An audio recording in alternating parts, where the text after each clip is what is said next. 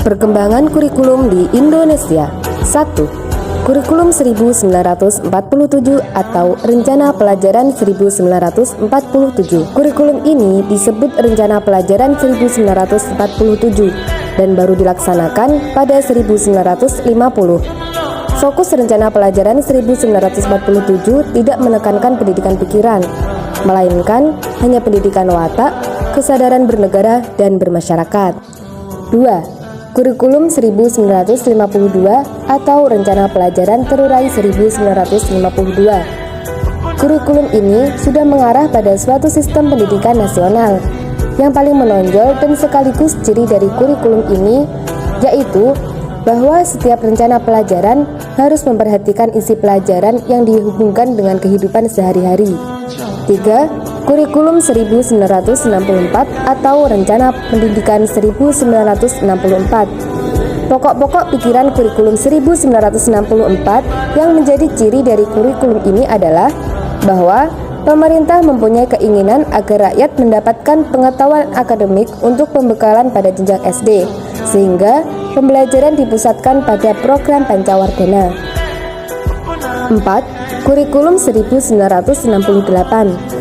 Kelahiran kurikulum ini mengganti Rencana Pelajaran 1964 yang dicitrakan sebagai produk Orde Lama. Kurikulum ini menekankan pendekatan organisasi materi pelajaran, kelompok pembinaan Pancasila, pengetahuan dasar, dan kecakapan khusus. 5. Kurikulum 1975. Kurikulum ini lahir karena pengaruh konsep di bidang manajemen MBO atau manajemen by objektif. Metode, materi, dan tujuan pengajaran dirinci dalam prosedur pengembangan sistem instruksional atau PPSI, dikenal dengan istilah satuan pembelajaran. 6. Kurikulum 1984. Kurikulum ini juga sering disebut kurikulum 1975 yang disempurnakan dengan memposisikan siswa sebagai subjek belajar, mengamati sesuatu, mengelompokkan, mendiskusikan, hingga melaporkan. 7. Kurikulum 1994 dan Suplemen Kurikulum 1999. Undang-Undang Nomor 2 Tahun 1989 tentang Sistem Pendidikan Nasional Pemerintah memperbarui kurikulum sebagai upaya memadukan kurikulum-kurikulum sebelumnya. Pada kurikulum 1994, perpaduan tujuan dan proses belum berhasil karena beban belajar siswa dinilai terlalu berat. Materi muatan lokal disesuaikan dengan kebutuhan daerah masing-masing, misalnya bahasa daerah, kesenian, keterampilan daerah, dan lain-lain. 8. Kurikulum 2004. Pada 2004, diluncurkan kurikulum berbasis kompetensi atau KBK sebagai pengganti kurikulum 1994. Suatu program pendidikan berbasis kurikulum harus mengandung 3 unsur pokok, yaitu pemilihan kompetensi sesuai, spesifikasi indikator-indikator evaluasi untuk menentukan keberhasilan pencapaian kompetensi, dan pengembangan pembelajaran. 9. Kurikulum periode KTSP atau kurikulum tingkat satuan pelajaran 2006. Kurikulum ini hampir mirip dengan kurikulum 2004. Perbedaannya terletak pada kewenangan dalam penyusunannya, yaitu mengacu pada jiwa dari desentralisasi sistem pendidikan. 10. Kurikulum 2013. Kurikulum 2013 merupakan penyempurnaan, modifikasi, dan pemutakhiran dari kurikulum sebelumnya. Kurikulum ini adalah pengganti kurikulum KTSP. Kurikulum 2013 memiliki 3 aspek penilaian, yaitu aspek pengetahuan, aspek keterampilan, dan aspek sikap dan perilaku.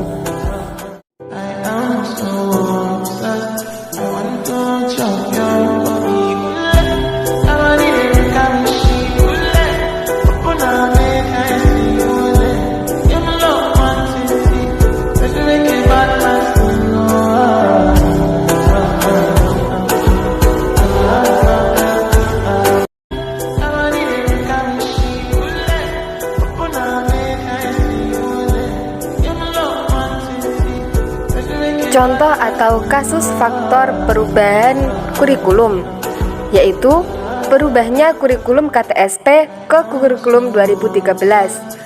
Alasan digantinya kurikulum KTSP yang diterapkan pada Juni 2013 lalu adalah salah satu dari target yang harus diselesaikan sesuai dengan Rencana Pembangunan Jangka Menengah Nasional atau RPJMN 2010-2014 di sektor pendidikan.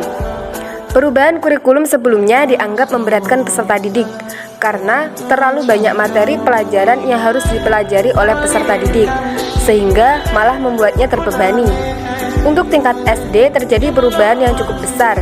Di SD yang dulunya ada 10 mata pelajaran dikurangi menjadi 6 mata pelajaran, yaitu 4 mata pelajaran utama, PPKN, Agama, Bahasa Indonesia dan Matematika, dan 2 mata pelajaran muatan lokal, yaitu Seni Budaya dan Penjas. Berkurangnya mata pelajaran dalam kurikulum baru ini justru membuat lama belajar peserta didik di sekolah bertambah. Kemendikbud menambah jam belajar di sekolah untuk menangkal efek negatif luar sekolah. Waktu luang yang lebih banyak di luar sekolah dianggap memicu peserta didik melakukan atau bersentuhan dengan tindakan negatif.